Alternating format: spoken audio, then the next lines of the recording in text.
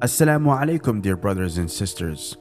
Today, we will see an amazing dua to read in the sujood.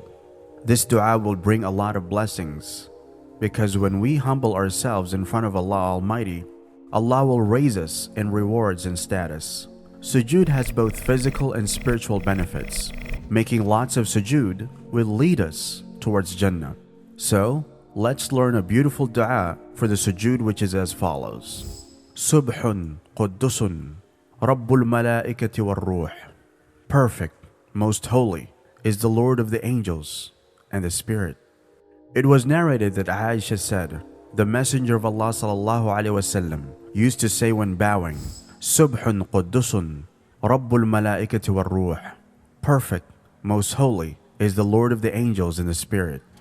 There are a lot of benefits for reading this dua. The Prophet, peace and blessings of Allah be upon him, also had the habit of reciting this prayer while prostrating. Following the Sunnah of the Holy Prophet, we should recite this dua in sujood and get a reward for reciting it. Believe me, if you start doing long prostrations in prayer, your body parts can become stronger.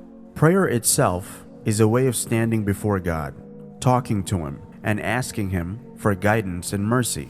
Prostration in prayer is the greatest means of attaining closeness to Allah and helps in attaining His pleasure. Allah subhanahu wa ta'ala Himself urges His servants and declares prostration as a great means of attaining nearness to Him. There is a position of prostration in which human lungs work better. It is a proven thing. The sincere intention is required in worship. That is, if we pray, our purpose in the prayer should be only to please Allah. Therefore, we should make a long prostration and ask the du'as from Allah Almighty, which is proven by the Sunnah.